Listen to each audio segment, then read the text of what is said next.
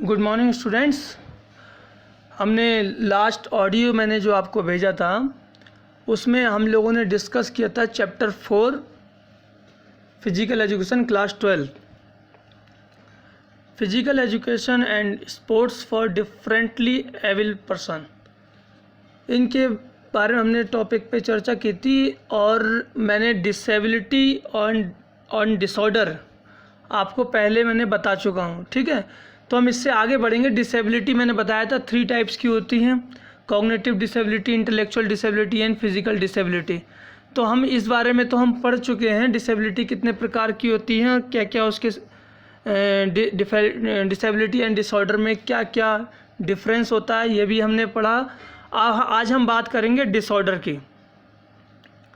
तो सबसे पहले हम पढ़ेंगे टाइप ऑफ डिसऑर्डर। मैंने इसमें भी आपको शायद 2 डिसऑर्डर पढ़ा दिए हैं, लेकिन उस समय पावर पॉइंट प्रेजेंटेशन नहीं था, इसलिए आज हम लोग इससे पढ़ेंगे।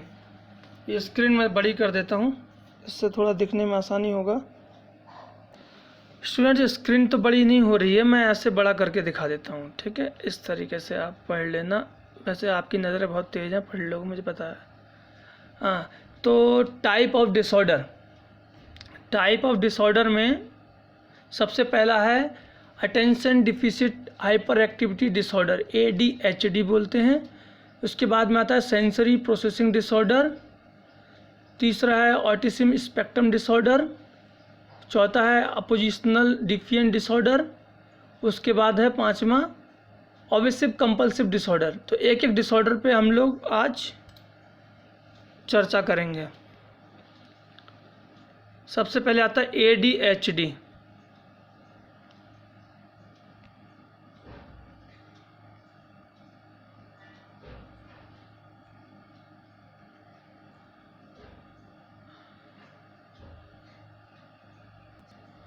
तो ये attention deficit hyper activity disorder है। इसमें कह रहा है attention deficit hyper activity disorder is a group of behavioural symptoms that include paying attention, hyper activity and impulsiveness. बच्चों, अगर किसी इंसान को अगर डिसऑर्डर है, कोई भी मेंटल डिसऑर्डर है, तो आप उसको कैसे पहचानोगे? हम उसके बिहेवियर को देख के ही पहचान पाएंगे ना। तो जो भी डिसऑर्डर की पहचान होती है, डॉक्टर के पास भी जाएंगे तो वो चेक करेगा कि इसके बिहेवियर कैसे हैं।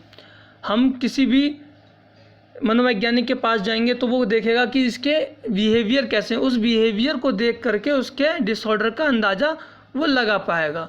तो ये कह रहा है attention deficit hyper activity disorder is a group of behavioural symptoms that include paying attention, hyper activity and impulsiveness. मतलब जिसको ये डिसऑर्डर है उसके पास उसके सिम्टम्स में आएगा वो अटेंशन, पेइंग अटेंशन, उसमें हाइपर एक्टिविटी या इम्पल्सिवनेस, वो अटेंशन को पे नहीं कर पाएगा, हाइपर एक्टिव होगा और इम्पल्सिवनेस होगा। आगे इन चीज़ों के बारे में मैं बताता हूँ, आगे ये दिया हुआ है। इन अटेंशन मतलब अटेंशन पे नहीं कर पाएगा। In this a person wonders of task, lack persistence, is disorganized, has difficulty in sustaining focus। इसमें फोकस पे वो फोकस नहीं कर पाएगा, फोकस को सस्टेन नहीं कर पाएगा, उसको डिफ़िकल्टी होगी किसी भी चीज़ पे फोकस करने में, और टास्क को नहीं कर पाएगा, डिसऑर्गेनाइज होगा। मतलब कुल मिला के कि वो किसी भी एक पर्टिकुलर चीज़ पे अटेंशन पे नहीं कर पाएगा। सपोज़ क्लास में पढ़ा रहे हैं तो वो अटेंशन उस पर क्रिएट नहीं कर पाएगा। जब अटेंशन क्रिएट नहीं कर पाएगा तो सोचो स्किल का डेवलपमेंट उसमें कैसा होगा, स्किलफुल नहीं होगा, ठीक है। तो सबसे पहला इसका सिम्टम्स आ जाता है कि वो अटेंशन एक किसी पर्टिकुलर चीज़ पर अटेंशन नहीं दे पाएगा, फोकस नहीं कर पाएगा। दूसरा क्या है भाई, हाइपर एक्टिविटी, हमेशा उत्साही रहेगा, इधर उधर उनने घूमता रहेगा, है ना। तो क्या है, it means a person seems to move about constantly, वो हमेशा इधर उधर घूमता रहेगा। वो जैसे आप लोग तो नहीं करते हो वैसा, लेकिन आप लोग भी जब टॉयलेट करने आते हो तो बहुत घूम घाम के आते हो, लेकिन ऐसा नहीं है, आप हाइपर एक्टिव नहीं हो। तो इसमें क्या है, वो हमेशा मूव करता रहेगा, एक्सेसिव मूवमेंट करेगा, है ना, एक्सेसिव मूवमेंट करेगा और रेस्टलेस रहेगा, कभी भी चैन से एक जगह नहीं बैठेगा बच्चा, वो इधर उधर घूमता रहेगा। आप उसको बार बार सीट पे बिठा लोगे नहीं, उठ के खड़ा हो जाएगा। तो ऐसा जो बच्चे हैं या एडल्ट्स हैं वो रेस्टलेस रहते हैं, उनके अंदर ये सिम्टम्स रहता है। तो ये सिम्टम्स कौन से डिसऑर्डर का है? ADHD का है, ठीक है। और क्या है? इम्पल्सिव रहेगा बहुत ज़्यादा, ठीक है। It means a person excessively interrupt others to make important decision without considering a long term consequences. मतलब अब जैसे इंटरप्ट तो आप भी करते हो, कोई बात नहीं, आप लोग सही हो। क्या है? एक्सेस, वो हर चीज़ में इंटरप्ट करेगा दूसरों को,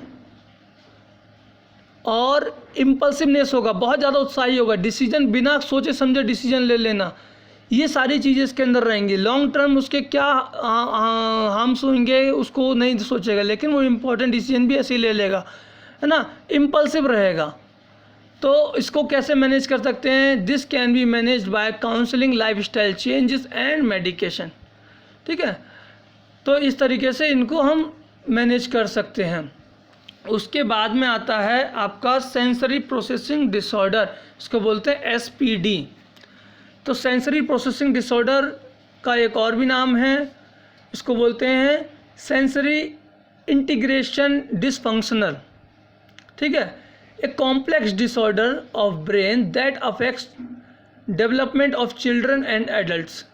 heredity may be cause of this disorder. बेटे SPD से आप समझिए कहाँ, इससे मैंने पहले बताया था सेंसरी से मतलब आप समझ जाइए कि अगर जो भी हमारे माइंड तक जो मैसेज पहुंचा रही है वो हमारी सेंसरी नर्व्स कर रही हैं, सेंसरी प्रोसेसिंग डिसऑर्डर, ठीक है। अब जो मैसेज को प्रोसेस नहीं कर पा रहे हैं वही डिसऑर्डर हो जाएगा, मतलब उसके पास में मैसेज नहीं जा पा रहे हैं ठीक से।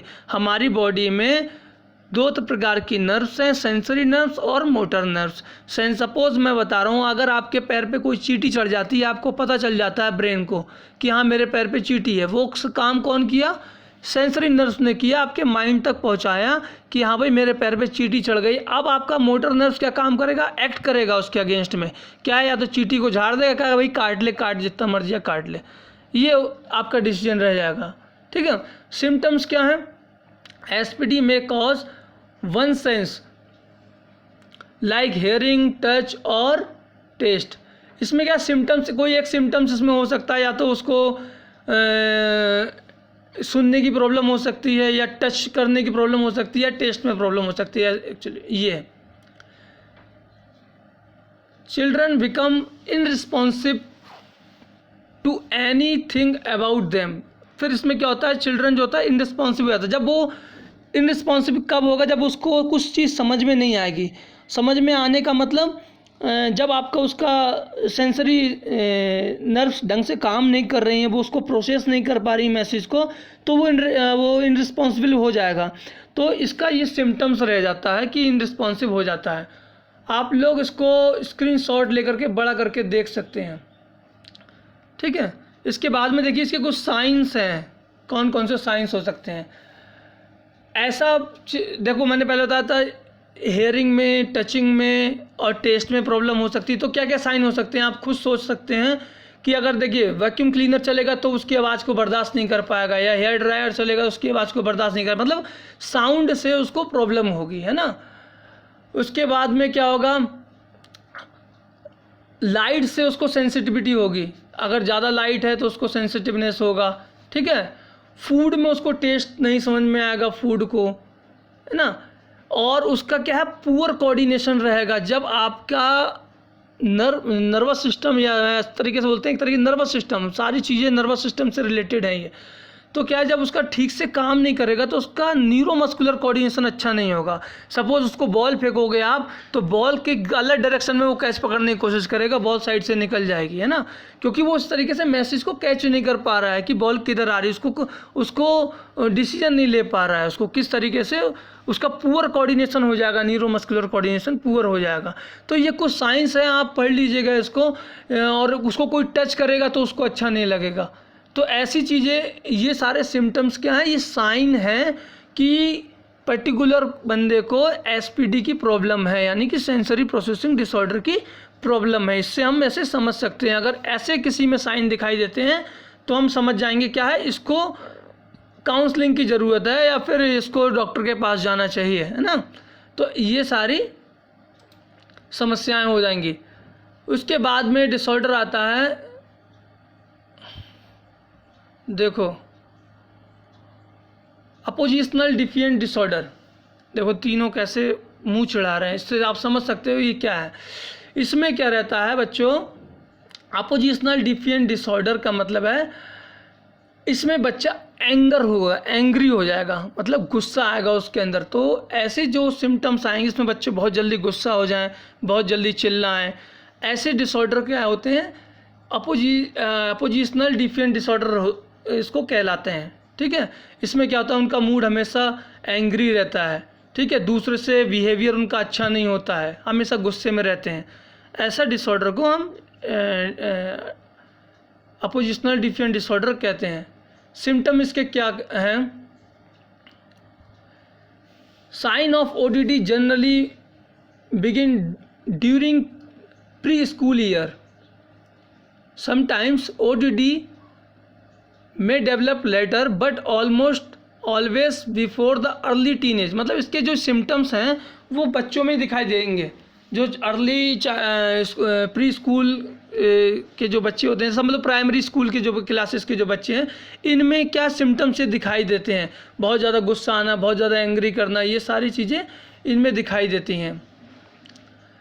these behavior cause significant impairment with family, social activity, school and work. देखिए इन सब में फिर इम्पेयरमेंट हो जाता है कि ये फैमिली से अच्छे से नहीं रहते हैं, सोशल एक्टिविटी अच्छे से नहीं कर पाते हैं, बच्चों से लड़ाई करना, ये सारे सिम्टम्स इनके अंदर आ जाते हैं। इसको आपको पहचानने के लिए सबसे बढ़िया इसका मेन चीज़ क्या है, इसमें बच्चा एंग्री रहता है। अगर क्वेश्चन ऐसा आता है कि अगर उसमें दे देता है कि एंगर और क्राइंग, ऐसे सिम्टम्स किस किस में होते हैं, तो आप टिक लगा देना कि भाई ये जो है ओडीडी के डिसऑर्डर है, मतलब ओडीडी के सिम्टम्स हैं। ठीक है, ट्रीटमेंट कैसे करेंगे इनका, ये होगा parents management training, individual psychotherapy, family therapy and social skill training. तो इन सब चीज़ों से ये मैनेज कर सकता है। कुल मिला के इनको भाई काउंसलिंग की ज़रूरत है, इनको काउंसलिंग करके ही ठीक किया जा सकता है।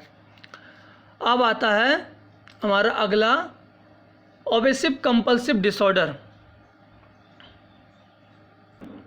भाई देखो ये बिहेवियर क्या है, this is a mental disorder where people feel the need to check things repeatedly, perform certain routines repeatedly. भाई इसमें क्या है, बंदा जो होगा वो रिपीटेडली काम करता रहेगा, उसको एक बार ये काम किया फिर दोबारा काम किया। फॉर एग्जांपल देखो, जैसे हाथ धोना है तो धोते जाओ वो धोता रहेगा हाथ, है ना।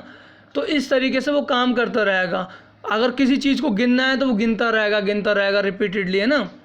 और क्या है, अगर देखेगा भाई डोर है, डोर लॉक है कि नहीं है, 3 बार देख के आएगा डोर लॉक है कि नहीं है, फिर भी उसके दिमाग में रहेगा नहीं डोर लॉक नहीं है। तो इस तरीके से ये कंपल्सिव डिसऑर्डर के ये सिम्टम्स हैं, है ना। फिर इनएक्टिविटी का देखो एक खामियाजा क्या है, सबसे ज़्यादा इंसान के अंदर ये इसमें गलत फहमी क्या हो जाती है, नेगेटिव अफेक्ट्स हो जाता है। उस पर्सन के दिमाग में हमेशा नेगेटिव चीज़ें चलती रहती हैं, अरे कहीं ऐसा तो नहीं हो रहा है, वो बार बार उसको चेक करता रहेगा। तो जहाँ पर आप ये समझ लीजिए, जहाँ पर रिपीटेड वर्ड आ जाएगा, रिपीटेड वर्क जब कोई करेगा तो वहाँ पे कौन सा है, ऑब्सेसिव कंपल्सिव डिसऑर्डर होगा। ठीक है, ट्रीटमेंट सबका सेम ही है भाई, काउंसलिंग करना पड़ेगी। उसके बाद में बच्चों एक ये इम्पॉर्टेंट है, मैंने इसको लास्ट में इसलिए रखा कि थोड़ा सा इम्पॉर्टेंट है और कन्फ्यूजिंग भी है, ये ASD ऑटिज्म स्पेक्ट्रम डिसऑर्डर। इसको समझने के लिए आप भी समझो, ये एक ऐसा डिसऑर्डर है जिसमें ये जो ऊपर मैंने 4 डिसऑर्डर बताए इन सबका मेल जोल है। ये एक कॉम्प्लेक्स डिसऑर्डर है, इसमें SPD के भी सिम्टम्स हो सकते हैं, ADHD के भी सिम्टम्स हो सकते हैं, ODD के भी सिम्टम्स हो सकते हैं, और ऑब्सेसिव कंपल्सिव डिसऑर्डर भी इसमें सिम्टम्स हो सकते हैं। तो ये एक ऐसा डिसऑर्डर है जहाँ पर ये सारे सिम्टम्स इसमें मिल सकते हैं, तो आप इससे याद रखेंगे। तो इसमें देखो लिखा है the nature of this disorder is related to mental illness which then change the behaviour. Mental illness start होता है, फिर क्या होता है, ये बिहेवियर में चेंजेस हो जाते हैं इसमें। मतलब जो आपको पहले मेंटल, किसी बच्चों को मेंटल इलनेस रही, हो सकता है उसका ब्रेन डेवलपमेंट अच्छे से नहीं हुआ, उसके बाद में क्या हुआ, यही इलनेस उसके बिहेवियर में आ गई। तो ये it is a complex development disorder that affects a normal brain development. The symptoms of ASD are difficulty in communication and interaction with people. देखो क्या क्या डिफ़िकल्टी हो सकती है, कम्युनिकेशन में डिफ़िकल्टी हो सकती है ना, इंटरेक्शन विद पीपल, बच्चे लोगों से उसको इंटरेक्शन करने में दिक्कत हो सकती है ना। अब ये किस में हो सकता है, जब देखिए आप, मैंने कहा था इसमें एसपीटी के भी आपको मिल जाएंगे सिम्टम्स। कम्युनिकेशन करने में प्रॉब्लम क्यों होगी भाई, अगर उसको इम्पल्स ठीक से नहीं जा रहा है, वो कम्युनिकेशन नहीं कर पाएगा, है ना। तो इसमें एसपीटी के भी सिम्टम्स आपको मिल जाएंगे। They also have repetitive behaviour pattern. जैसे देखो अभी मैंने ऑब्सेसिव कंपल्सिव डिसऑर्डर बताया, इसमें रिपीटेड बिहेवियर सिम्टम्स भी मिल जाएंगे। कोई काम रिपीटेडली कर सकता है। अगर कोई काम रिपीटेडली कर रहा है कोई, तो आप ये नहीं कह सकते उसको ऑटिज्म स्पेक्ट्रम डिसऑर्डर है या ऑब्सेसिव कंपल्सिव डिसऑर्डर है। उसको दोनों डिसऑर्डर में से कोई भी डिसऑर्डर हो सकता है, ठीक है। तो ये आप इससे आप अंदाज़ा लगा लीजिए, जो सबका कॉम्बिनेशन क्या है, ऑटिज्म स्पेक्ट्रम डिसऑर्डर है, और जो हमने ऊपर के 4 डिसऑर्डर आपको बताएं, उन सबका ये कॉम्बिनेशन हो सकता है, ठीक है। और इसके सिम्टम्स भी आपको बता दिए हैं, इसको आप पढ़ लीजिएगा। इसमें और कुछ नहीं है, आप इसको सिर्फ आप इसको इसी तरीके आप इसको पढ़ लेना, आपको समझ में आ जाएगा एक बार में। इसमें जो अब इम्पोर्टेंट चीज़ मैं आपको ये बताता हूँ, क्वेश्चन कहाँ से आते हैं। ये है डिसेबिलिटी एटिक्विटी, ये है, देखो भाई इसका मतलब समझ लीजिए। इसका मतलब ये है कि भाई डिसेबिलिटी एटिक्विटी का मतलब ये है कि आप जो डिसेबल पर्सन है उनके साथ कैसा बिहेवियर करेंगे, उनसे कैसी आप अप्रोच रखेंगे, उनसे कैसा डील करेंगे। क्योंकि अक्सर ये देखा गया है हमारे भारत में, अब और भी जगह हो सकता है, भारत का तो पता है मुझे, कि जो भी डिसेबल पर्सन होते हैं हम उन लोगों के साथ ट्रीटमेंट अच्छे से नहीं करते हैं। उसको अगर डिसऑर्डर भी है तो हम मान लेते हैं ये पागल है।